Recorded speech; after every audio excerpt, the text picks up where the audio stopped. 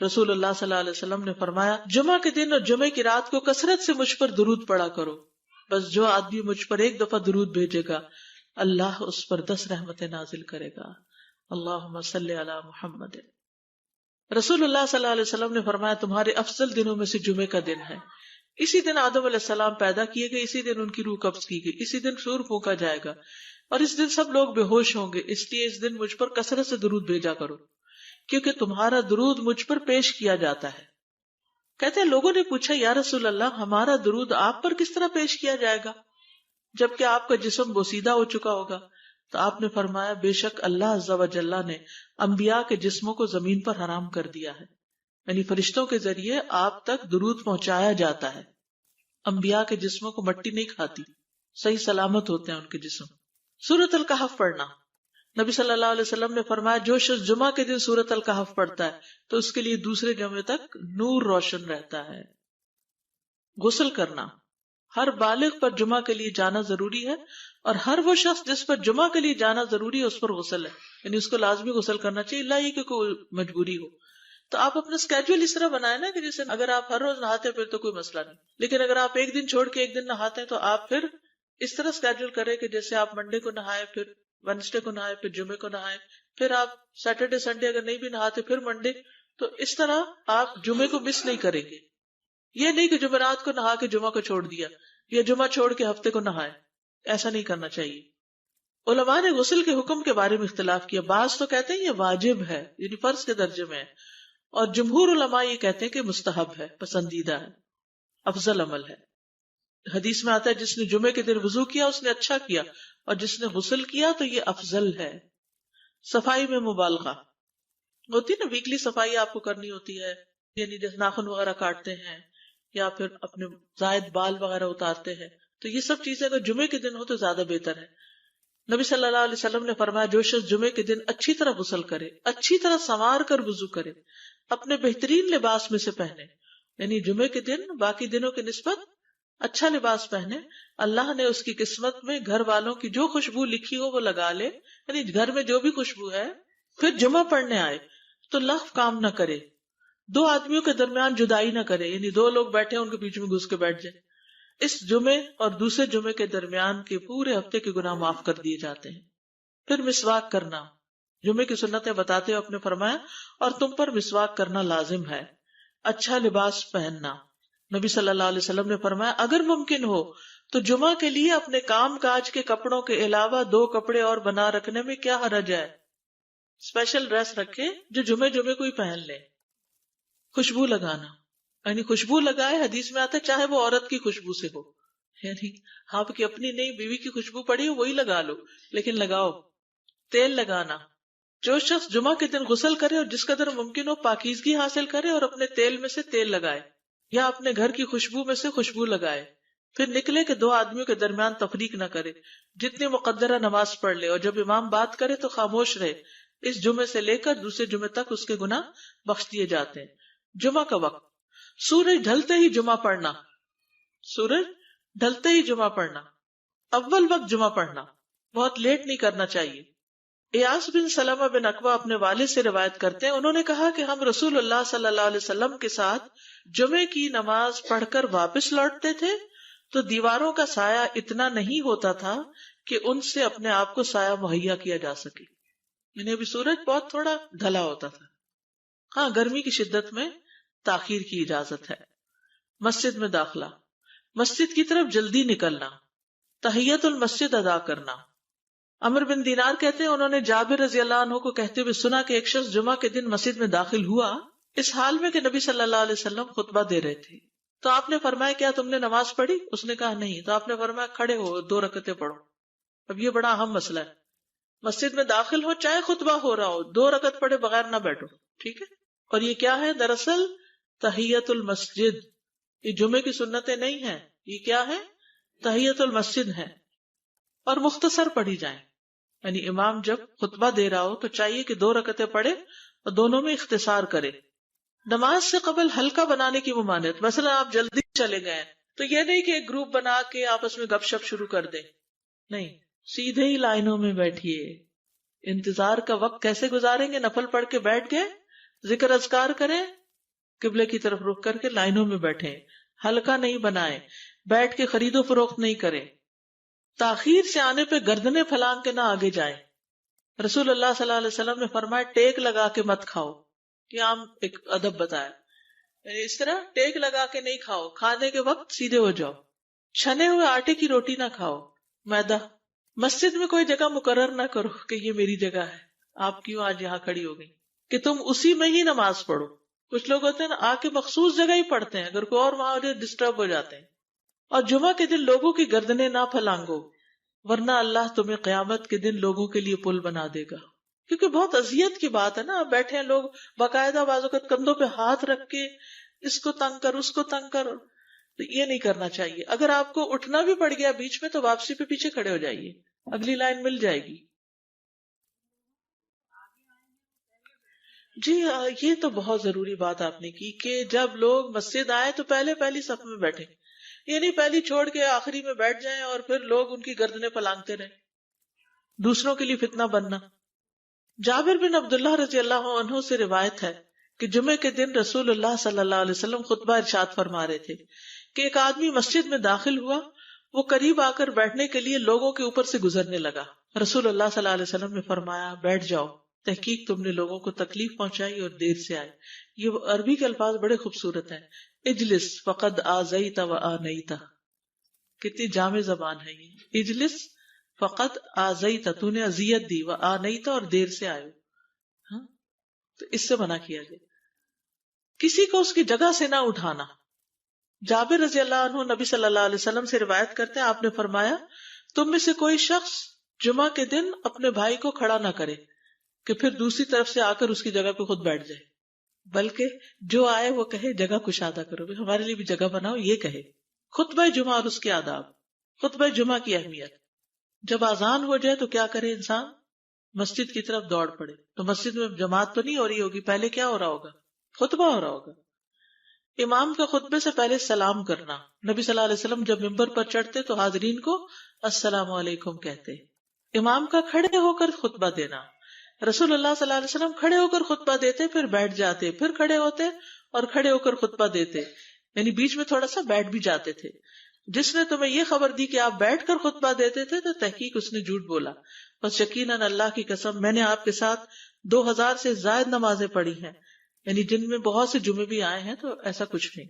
امام کا 2 خطبے دینا، یعنی کھڑے تھے پہلے، پھر ذرا بیٹھ گئے، پھر دوسری دفعہ اٹھے، تو یہ 2 خطبے ہو گئے۔ مختصر خطبہ دینا۔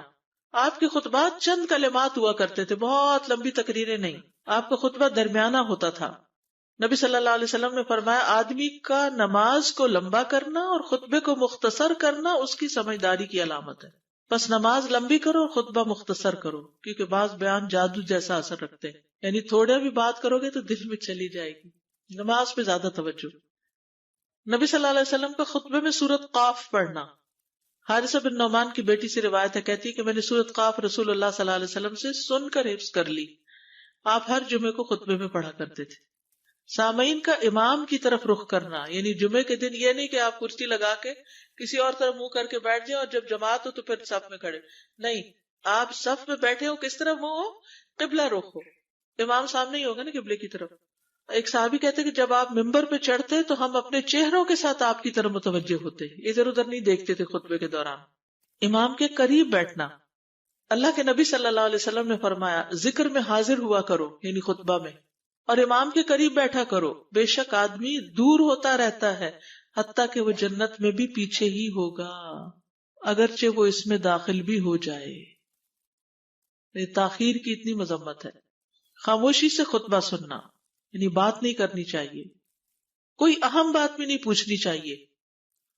ابن مسعود سے روایت ہے کہ انہوں نے ابی ابن کعب سے قرآن کی کسی آیت کے بارے میں سوال کیا جبکہ اللہ کے نبی خطبہ دے رہے تھے، تو انہوں نے اعراض کیا اور کوئی جواب نہ دیا۔ پھر جب آپ نے نماز پڑھائی تو ابی کہنے لگے تمہارا جمعہ ہی نہیں ہوا۔ تو ابن مسعود نے رسول اللہ صلی اللہ علیہ وسلم سے پوچھا تو آپ نے فرمایا ابی نے سچ کہا، کوئی بات کرنے کی اجازت نہیں، یہ کہنے کی بھی کہ چپ ہو جاؤ یہ بھی اجازت نہیں۔ عبداللہ بن مسعود کہتے کہ جب امام جمعہ کے لیے آ گیا پھر تمہارا اپنے ساتھی سے یہ کہنا کہ خاموش رہو لغویت کے لیے کافی ہے، یہ بھی لغو بات ہے۔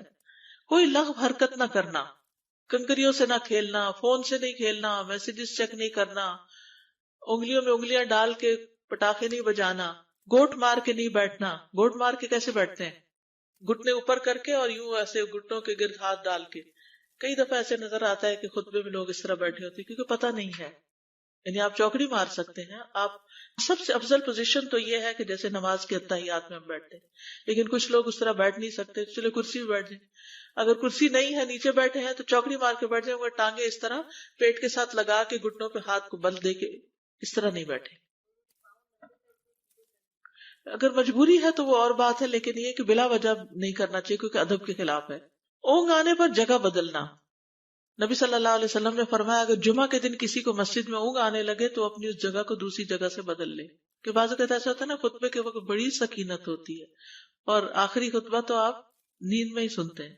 نماز جمعہ کی رکعت 2 رکعت ہے فرض بس. جمعہ کی نماز 2 رکعتیں ہیں اور ان دونوں میں قرات ہوتی ہے. نبی صلی اللہ علیہ وسلم جمعے میں سبح اسم ربک الاعلی اور حل اتاک حدیث الغاشیہ پڑھتے. کبھی جمعہ اور عید کٹھے ہو جاتے تب بھی دونوں نمازوں میں یہی سورت پڑھتے تھے. ٹھیک ہے. اسی طرح صبح کی نماز میں جمعے کے دن الف لام میم التنزیل اور حل اتی علی الانسان کی قرات کرتے اور نماز جمعہ میں سورۃ الجمعہ اور منافقین کی تلاوت کرتے. یعنی یہ بھی ملتا ہے. فرض کے بعد 2 رکعت پڑھنا. عبداللہ بن عمر سے روایت ہے انہوں نے رسول اللہ صلی اللہ علیہ وسلم کی نفل نماز کو بیان کیا اور کہا کہ آپ جمعے کے بعد کوئی نفل نماز نہیں پڑھتے تھے حتیٰ کہ واپس تشریف لے جاتے پھر اپنے گھر میں 2 رکعت پڑھتے تھے. اب جو لوگ گھر نہیں جاتے تو پھر وہیں پر وہ پڑھ لیتے ہیں، ورنہ آپ صلی اللہ علیہ وسلم اپنی سنتیں وغیرہ گھر میں پڑھتے تھے. اور اسی طرح 4 بھی پڑھی جا سکتی، 2 بھی ہیں 4 بھی ہیں. آپ صلی اللہ علیہ وسلم نے فرمایا جب تم میں سے کوئی جمعہ پڑھ چکے تو اس کے بعد 4 رکعتیں پڑھے. یہ آپ کا حکم ہے. تو جب آپ کا 2 چیزیں ہوتی ہیں سمجھنے کے لیے، ایک آپ کا فعل ہوتا ہے اور ایک آپ کا حکم ہوتا ہے. تو ہمارے لیے کیا ہے؟ جو آپ کا حکم ہو. جمعے کے بعد کوئی اور نماز پڑھنے سے پہلے گفتگو کرنا، یعنی سنت پڑھنے سے پہلے گفتگو کرنا. اسما بن مالک سے مرفوعاً روایت ہے کہ جب تم میں سے کوئی آدمی جمعہ کی نماز پڑھے تو اس کے بعد اس وقت تک کوئی نماز ادا نہ کرے جب تک کسی سے کلام نہ کرے یا اس جگہ سے نکل نہ جائے. پہلے منع تھا، اب کوئی نہ کوئی بات کر لینی چاہیے. نہیں سمجھ آئی؟ یعنی جمعہ پڑھ لیا آپ نے اور پھر کسی سے آپ سلام دعا کر لیں، اس کے بعد سنت پڑھیں یا نفل جو بھی. ٹھیک ہے. اور گھر جانا ہے تو گھر جا کے پڑھیں، اور اگر گھر نہیں جانا، کام پہ جانا ہے تو ادھر ہی پڑھ کے چلے جائیں. کتنا پیارا ہے ہمارا دین کہ اتنا لمبا بھی چپ کا روزہ نہیں رکھوایا. بالکل. عاصم سے روایت ہے، وہ ابو قلابہ سے نقل کرتے ہیں، میں نے ان کے ساتھ جمعہ کی نماز پڑھی. جب میں نے اپنی نماز پوری کر لی انہوں نے میرے ہاتھ کو پکڑا اور میری جگہ پر کھڑے ہوئے اور مجھے اپنی جگہ پہ کھڑا کیا. وہ جو ہم چینج کرتے ہیں نا جگہ، وہ اس کی بات ہو رہی ہے. یعنی جمعے کے بعد کوئی اور نماز پڑھنے سے پہلے بات بھی کر لینا، جگہ بھی تبدیل کرنا. لیکن اگر کچھ لوگ پہلے سے ہی آپ کی سنتیں شروع کر چکے اور کوئی چینج کرنے والا نہیں تو پھر پڑھ لیجئے. یعنی یہ مستحب اعمال ہے، ان میں ایسا نہیں کہ کوئی گناہ لازم ہو جائے گا، لیکن افضل یہ ہے، افضل سے اجر زیادہ ہو جاتا ہے. جمعہ کے دیگر احکام. 1 رکعت پانے پر بھی جمعہ ادا ہو جاتا ہے. یعنی اگر کسی کو رش مل گیا، پارکنگ نہیں ملی اور 1 رکعت میں بھی پہنچ گیا تو جمعہ ہو گیا. امام سے دعا کا کہنا. انس کہتے ہیں کہ ایک سال نبی صلی اللہ علیہ وسلم کے عہد میں لوگ قحط میں مبتلا ہوئے. جمعہ کے دن میں نبی صلی اللہ علیہ وسلم کے خطبہ پڑھنے کے دوران میں ایک اعرابی کھڑا ہو گیا. کہا یا رسول اللہ، مال تباہ ہو گئے، بچے بھوکے مرنے لگے، اس لیے آپ اللہ سے ہمارے حق میں دعا کیجیے. آپ نے اپنے دونوں ہاتھ اٹھائے. اس وقت آسمان پر بادل کا ایک ٹکڑا بھی نہیں تھا. قسم ہے اس ذات کی جس کے ہاتھ میں میری جان، آپ نے ہاتھ اٹھائے بھی نہیں تھے کہ پہاڑوں کی طرح بادل کے بڑے بڑے ٹکڑے امڑ آئے. یہ معجزہ ہے آپ کا، آپ کی دعا قبول ہو گئی. پھر آپ ممبر سے ابھی اترے نہیں تھے کہ میں نے آپ کی داڑھی پر بارش کے قطروں کو ٹپکتے ہوئے دیکھا. اس دن خوب بارش ہوئی. پھر دوسرے دن، تیسرے، چوتھے، حتیٰ کہ دوسرے جمعے تک سلسلہ جاری رہا. دوسرے جمعے وہی عربی یا کوئی اور کھڑا ہو گیا اور کہا یا رسول اللہ، چھتیں گر گئی، مال ڈوب گیا، اس لیے آپ ہمارے لیے اللہ سے دعا کیجیے. چنانچہ آپ نے اپنے دونوں ہاتھ اٹھائے اور فرمایا اے میرے اللہ، ہمارے ارد گرد برسا، ہم پر نہ برسا. اور بدلی کے جس طرف اشارہ کرتے وہ بدلی ہٹتی جاتی اور مدینہ ایک حوض کی طرح ہو گیا. وادی کنات 1 مہینے تک بہتا رہا. جو شخص بھی کسی علاقے سے آتا تو اس پر بارش کا حال بیان کرتا، جیسے ہوتا ہے نا کوئی فلڈ آ جائے یا کچھ ہریکین، تو پھر ہر کوئی موضوع گفتگو ہو جاتا ہے. جمعہ کے بعد قیلولہ کرنا. انس کہتے ہیں کہ ہم لوگ جمعہ کے دن سویرے نکلتے اور جمعہ کی نماز کے بعد قیلولہ کرتے تھے. جمعہ کے بعد کھانا کھانا. سہل کہتے ہیں کہ ہم نہ تو قیلولہ کرتے نہ دوپہر کا کھانا کھاتے مگر جمعے کے بعد. لنچ کب ہے؟ جمعے کے بعد. جمعے کو قیام و سیام کے لیے خاص کرنے کی ممانعت ہے، یعنی اس دن کی رات کو شب جمعہ منانا کہ اس رات پوری عبادت کریں گے، یہ سنت سے ثابت نہیں. ٹھیک ہے. اور دن کو روزے کے لیے خاص کرنا یہ بھی سنت سے ثابت نہیں، الا یہ کہ کوئی معمول کا روزہ رکھتا ہے، ایام 20 کا روزہ ہے تو وہ اور بات ہے. ابو ہریرہ سے روایت ہے کہ میں نے رسول اللہ صلی اللہ علیہ وسلم کو فرماتے ہوئے سنا، تم میں سے کوئی شخص جمعہ کے دن روزہ نہ رکھے مگر یہ کہ اس کے ایک دن پہلے یا اس کے بعد کا دن ملا کر روزہ رکھے. جمعہ کے دن خرید و فروخت کی ممانعت ہے. جمعہ کے دن جب نماز کے لیے پکارا جائے تو اس وقت اللہ نے خرید و فروخت سے منع کیا ہے. وَذَرُوا الْبَيْعَ، اس دن کاروبار حرام ہے. اور یہ جمعے کی دوسری اذان کے ساتھ تعلق رکھتا ہے، یعنی صبح صبح کام کر سکتے ہیں لیکن اذان ہوتے ہی چھوڑ دیں، اور جب پھر جمعہ سے فارغ ہو جائے تو دوبارہ دکان پہ جا کے بیٹھ جائیں. جابر بن عبداللہ کہتے ہیں کہ نبی صلی اللہ علیہ وسلم جمعہ کے دن خطبہ ارشاد فرما رہے تھے کہ مدینہ میں ایک تجارتی قافلہ آیا. رسول اللہ صلی اللہ علیہ وسلم کے صحابہ اس کی طرف لپک پڑے اور آپ کے پاس مسجد میں صرف 12 آدمی بچے. تو رسول اللہ صلی اللہ علیہ وسلم نے یہ صورت دیکھ کر فرمایا، اس ذات کی قسم جس کے ہاتھ میں میری جان ہے، اگر تم سارے کے سارے چلے جاتے اور کوئی بھی باقی نہ بچتا تو اس وادی میں آگ بہ پڑتی. یعنی اتنا بڑا جرم ہے یہ. پھر یہ آیت نازل ہوئی، وَإِذَا رَأَوْا تِجَارَةً أَوْ لَهْوًا انفضوا إِلَيْهَا وَتَرَكُوكَ قَائِمًا، جب وہ کوئی سودا بکتا دیکھیں یا کوئی تماشا نظر آ جائے تو اس کی طرف دوڑ جاتے ہیں اور آپ کو کھڑا ہی چھوڑ دیتے ہیں. راوی کہتے ہیں جو 12 آدمی رسول اللہ صلی اللہ علیہ وسلم کے ساتھ رہے ان میں ابو بکر اور عمر رضی اللہ عنہ بھی شامل تھے.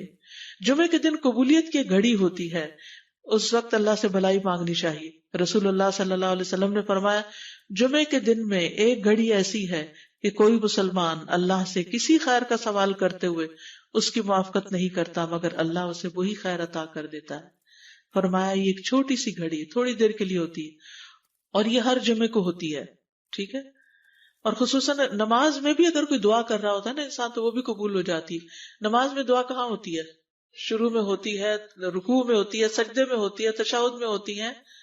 تو اگر یعنی جمعہ پڑھ رہے ہیں اور بیچ میں دعائیں آ گئی ہیں تو ہو سکتا ہے وہی گھڑی آ گئی ہو اور آپ کی دعا قبول ہو جائے. اور یہ تورات میں بھی اس کا ذکر تھا. ابو ہریرہ رضی اللہ عنہ کہتے ہیں کہ رسول اللہ صلی اللہ علیہ وسلم نے فرمایا، بہترین دن جس میں سورج طلوع ہوتا ہے جمعہ کا دن ہے.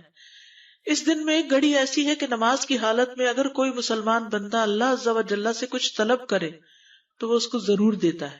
کعب نے کہا ایسا سال میں ایک مرتبہ ہوتا ہے؟ تو میں نے کہا نہیں بلکہ ہر جمعہ کو ہوتا ہے. کہتے ہیں پھر کعب نے تورات پڑھی تو کہا نبی صلی اللہ علیہ وسلم نے سچ فرمایا. ابو ہریرہ رضی اللہ عنہ کہتے ہیں کہ میں بعد میں عبداللہ بن سلام سے ملا اور ان سے اپنی اور کعب کی مجلس کا بتایا تو عبداللہ بن سلام رضی اللہ عنہ نے کہا میں جانتا ہوں وہ گھڑی کب آتی ہے. ابو ہریرہ نے کہا مجھے بھی بتائیے. انہوں نے کہا وہ جمعہ کے دن میں آخری گھڑی ہے. میں نے کہا یہ جمعے کے دن کی آخری گھڑی کیسے ہو سکتی ہے؟ حالانکہ رسول اللہ صلی اللہ علیہ وسلم نے فرمایا جو مسلمان بندہ اس کو نماز پڑھتے ہوئے پائے، اس وقت میں کوئی نماز نہیں پڑھی جاتی. تو عبداللہ بن سلام نے کہا کیا رسول اللہ صلی اللہ علیہ وسلم نے یہ نہیں فرمایا جو شخص نماز کے انتظار میں بیٹھا رہے وہ گویا نماز ہی کی حالت میں ہے حتیٰ کہ نماز پڑھ لے؟ کہتے ہیں میں نے کہا ہاں. تو انہوں نے کہا بس یہی ہے، یعنی اس وقت کیا کرنا چاہیے؟ آخری گھڑی میں وضو وغیرہ کر کے مغرب کی نماز کے انتظار میں بیٹھ کے دعائیں کریں، اذان ہو تو نماز پڑھ لیں. عصر کے بعد سے مغرب تک کا وقت ہے. انس بن مالک سے روایت ہے کہ نبی صلی اللہ علیہ وسلم نے فرمایا جمعہ کے دن اس گھڑی کو جس میں دعا کی قبولیت کی امید کی جاتی ہے عصر سے لے کر سورج ڈوبنے تک کے درمیان تلاش کرو، اور دن کی آخری گھڑی ہے. تو اللہ سبحانہ وتعالی ہمیں اس دن کی برکتوں سے فائدہ اٹھانے کی توفیق عطا فرمائے. رسول اللہ صلی اللہ علیہ وسلم نے فرمایا جمعہ کے دن اور جمعے کی رات کو کثرت سے مجھ پر درود پڑا کرو، بس جو آدمی مجھ پر ایک دفعہ درود بھیجے گا اللہ اس پر 10 رحمتیں نازل کرے گا. اللہم صلی علی محمد. رسول اللہ صلی اللہ علیہ وسلم نے فرمایا تمہارے افضل دنوں میں سے جمعے کا دن ہے. اسی دن آدم علیہ السلام پیدا کیے گئے، اسی دن ان کی روح قبض کی گئی، اسی دن سور پھونکا جائے گا اور اس دن سب لوگ بے ہوش ہوں گے. اس لیے اس دن مجھ پر کثرت سے درود بھیجا کرو کیونکہ تمہارا درود مجھ پر پیش کیا جاتا ہے. کہتے ہیں لوگوں نے پوچھا یا رسول اللہ ہمارا درود آپ پر کس طرح پیش کیا جائے گا جبکہ آپ کا جسم بوسیدہ ہو چکا ہوگا؟ تو آپ نے فرمایا بے شک اللہ عز و جل نے انبیاء کے جسموں کو زمین پر حرام کر دیا ہے. یعنی فرشتوں کے ذریعے آپ تک درود پہنچایا جاتا ہے. انبیاء کے جسموں کو مٹی نہیں کھاتی، صحیح سلامت ہوتے ہیں ان کے جسم. سورۃ الکہف پڑھنا، نبی صلی اللہ علیہ وسلم نے فرمایا جو شخص جمعہ کے دن سورۃ الکہف پڑھتا ہے تو اس کے لیے دوسرے جمعے تک نور روشن رہتا ہے. غسل کرنا، ہر بالغ پر جمعہ کے لیے جانا ضروری ہے، اور ہر وہ شخص جس پر جمعہ کے لیے جانا ضروری ہے اس پر غسل ہے، یعنی اس کو لازمی غسل کرنا چاہیے، اللہ یہ کہ کوئی مجبوری ہو. تو آپ اپنا اسکیجول اس طرح بنائیں نا کہ جیسے اگر آپ ہر روز نہاتے ہیں پھر تو کوئی مسئلہ نہیں، لیکن اگر آپ ایک دن چھوڑ کے ایک دن نہاتے ہیں تو آپ پھر اس طرح اسکیجول کریں کہ جیسے آپ منڈے کو نہائے، پھر وینسڈے کو نہائے، پھر جمعے کو نہائے، پھر آپ سیٹرڈے سنڈے اگر نہیں بھی نہاتے پھر منڈے. تو اس طرح آپ جمعے کو مس نہیں کریں گے. یہ نہیں کہ جمعرات کو نہا کے جمعہ کو چھوڑ دیا یا جمعہ چھوڑ کے ہفتے کو نہائے، ایسا نہیں کرنا چاہیے. علماء نے غسل کے حکم کے بارے میں اختلاف کیا. بعض تو کہتے ہیں یہ واجب ہے، یعنی فرض کے درجے میں ہے، اور جمہور علماء یہ کہتے ہیں کہ مستحب ہے، پسندیدہ ہے، افضل عمل ہے. حدیث میں آتا ہے جس نے جمعے کے دن وضو کیا اس نے اچھا کیا، اور جس نے غسل کیا تو یہ افضل ہے. صفائی میں مبالغہ ہوتی ہے نا، ویکلی صفائی آپ کو کرنی ہوتی ہے، یعنی جیسے ناخن وغیرہ کاٹتے ہیں یا پھر اپنے زائد بال وغیرہ اتارتے ہیں، تو یہ سب چیزیں اگر جمعے کے دن ہو تو زیادہ بہتر ہے. نبی صلی اللہ علیہ وسلم نے فرمایا جو شخص جمعے کے دن اچھی طرح غسل کرے، اچھی طرح سنوار کر وضو کرے، اپنے بہترین لباس میں سے پہنے، یعنی جمعے کے دن باقی دنوں کی نسبت اچھا لباس پہنے، اللہ نے اس کی قسمت میں گھر والوں کی جو خوشبو لکھی ہو وہ لگا لے، یعنی گھر میں جو بھی خوشبو ہے. پھر جمعہ پڑھنے آئے تو لغو کام نہ کرے، دو آدمیوں کے درمیان جدائی نہ کرے، یعنی دو لوگ بیٹھے ان کے بیچ میں گھس کے بیٹھ جائے. اس جمعے اور دوسرے جمعے کے درمیان کے پورے ہفتے کے گناہ معاف کر دیے جاتے ہیں. پھر مسواک کرنا، جمعے کی سنتیں بتاتے ہوئے آپ نے فرمایا اور تم پر مسواک کرنا لازم ہے. اچھا لباس پہننا، نبی صلی اللہ علیہ وسلم نے فرمایا اگر ممکن ہو تو جمعہ کے لیے اپنے کام کاج کے کپڑوں کے علاوہ 2 کپڑے اور بنا رکھنے میں کیا حرج ہے. اسپیشل ڈریس رکھے جو جمعے کو ہی پہن لے. خوشبو لگانا، یعنی خوشبو لگائے، حدیث میں آتا ہے چاہے وہ عورت کی خوشبو سے ہو، یعنی آپ کی اپنی نہیں، بیوی کی خوشبو پڑی ہو وہی لگا لو، لیکن لگاؤ. تیل لگانا، جو شخص جمعہ کے دن غسل کرے اور جس قدر ممکن ہو پاکیزگی حاصل کرے اور اپنے تیل میں سے تیل لگائے یا اپنے گھر کی خوشبو میں سے خوشبو لگائے، پھر نکلے کہ 2 آدمیوں کے درمیان تفریق نہ کرے، جتنی مقدرہ نماز پڑھ لے، اور جب امام بات کرے تو خاموش رہے. اس جمعے سے لے کر دوسرے جمعے تک اس کے گناہ بخش دیے جاتے ہیں. جمعہ کا وقت، سورج ڈھلتے ہی جمعہ پڑھنا، سورج ڈھلتے ہی جمعہ پڑھنا، اول وقت جمعہ پڑھنا، بہت لیٹ نہیں کرنا چاہیے. ایاس بن سلمہ بن عقبہ اپنے والد سے روایت کرتے ہیں، انہوں نے کہا کہ ہم رسول اللہ صلی اللہ علیہ وسلم کے ساتھ جمعے کی نماز پڑھ کر واپس لوٹتے تھے تو دیواروں کا سایہ اتنا نہیں ہوتا تھا کہ ان سے اپنے آپ کو سایہ مہیا کیا جا سکے، یعنی ابھی سورج بہت تھوڑا ڈھلا ہوتا تھا. ہاں گرمی کی شدت میں تاخیر کی اجازت ہے. مسجد میں داخلہ، مسجد کی طرف جلدی نکلنا، تحیت المسجد ادا کرنا. عمر بن دینار کہتے ہیں انہوں نے جابر رضی اللہ عنہ کو کہتے ہوئے سنا کہ ایک شخص جمعہ کے دن مسجد میں داخل ہوا اس حال میں کہ نبی صلی اللہ علیہ وسلم خطبہ دے رہے تھے.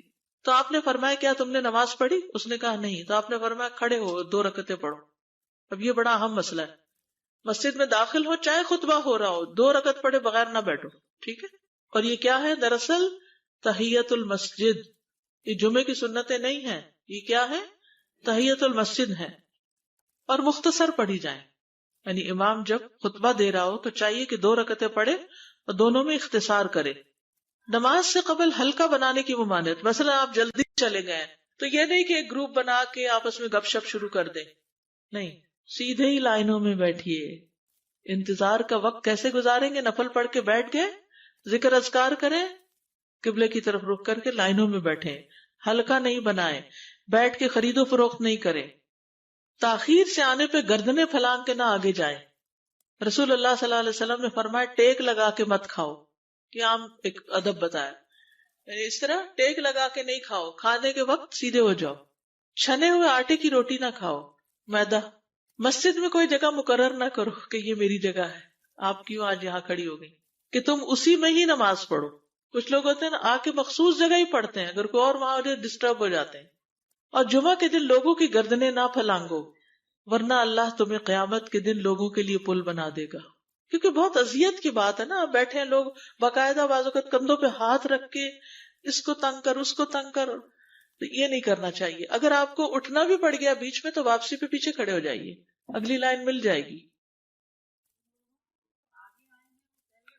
جی یہ تو بہت ضروری بات آپ نے کی کہ جب لوگ مسجد آئے تو پہلی صف میں بیٹھے, یعنی پہلی چھوڑ کے آخری میں بیٹھ جائیں اور پھر لوگ ان کی گردنیں پلانگتے رہیں, دوسروں کے لیے فتنہ بننا.